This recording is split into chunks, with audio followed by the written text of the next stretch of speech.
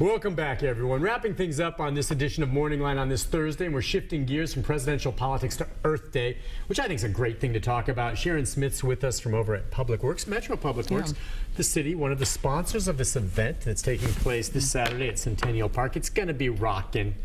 It is. It is going to be nice to have you on. Thank you. I mean, this is the 13th annual I was looking at, correct? And Earth Day, real quick, Earth Day. We're celebrating the Earth, and it's a day to take a moment and recognize what you can do to help preserve things environmentally, isn't it? Absolutely. Yeah.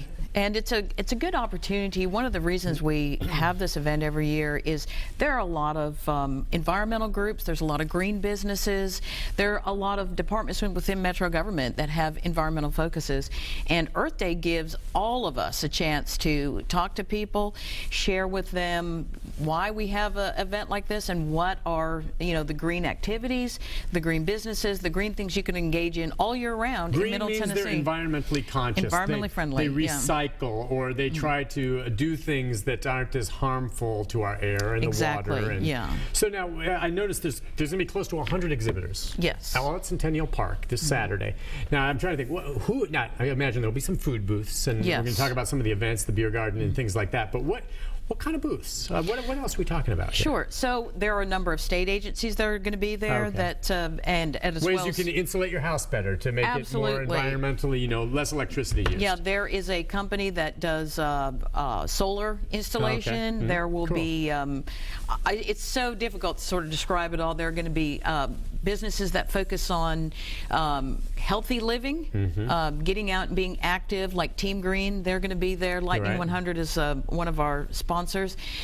There's going to be an entire section of the festival that is devoted to reuse. Reuse Village. We've never done that before, so this is our foray into really promoting reuse. So your viewers can see, you'll be able to learn how to make a scarf out of an old T-shirt.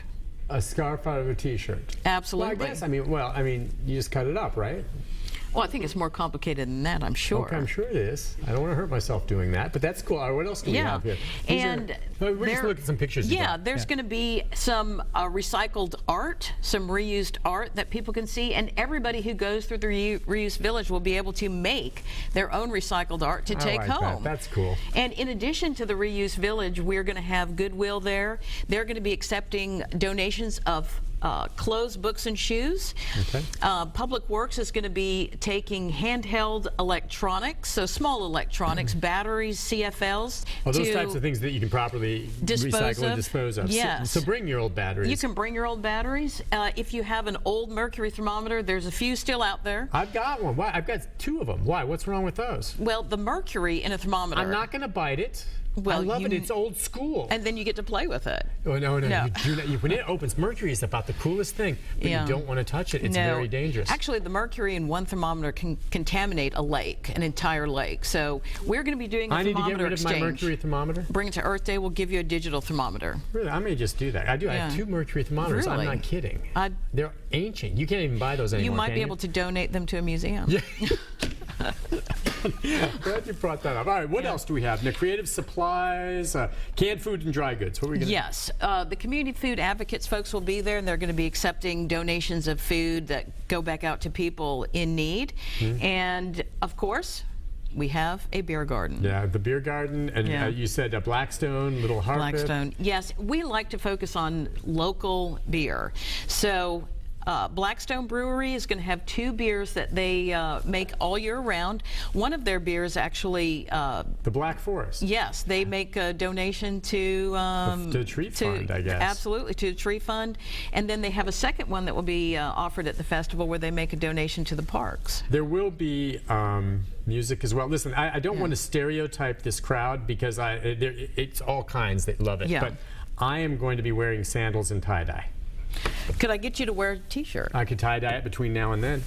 I love it. Yeah. Thank you. This is cool. So this is the official Earth Day That is the t-shirt official for this Earth year. Day T-shirt. Well, thank you very much. I mean, I think this is great. And so it's free, we should say again. It's in It the is park. It's in the free, public yeah. park there, Centennial, and it looks like the weather should be beautiful this weekend, I'm hoping. I've got my fingers crossed that it will be Turnout as last good as year? possible. How was last year? Last year was huge. Huge. Okay, You know, so you expect we could have anywhere, you know, it's outdoor festivals are so weather dependent. Sure it is. And we could have anywhere from 1 person to 10,000 people. Now this year we have the Rebirth Brass Band that's going to be performing on the Piedmont Natural Gas stage. And the Rebirth Brass Band, if you haven't heard of them, is a New Orleans style band that literally started performing on the streets, and now they're a Grammy award winning group. They are a New Orleans institution, and they're going to be rocking Earth Day. I think that's awesome. Now, you know, I come from Wilson County, and I do hope to come down. I suppose you could bring your pets too, right? Absolutely. It's a dog-friendly event. Now, I would probably have to drive from Wilson County, or, you know, I can take the Music City Star or something. But if you live close enough by,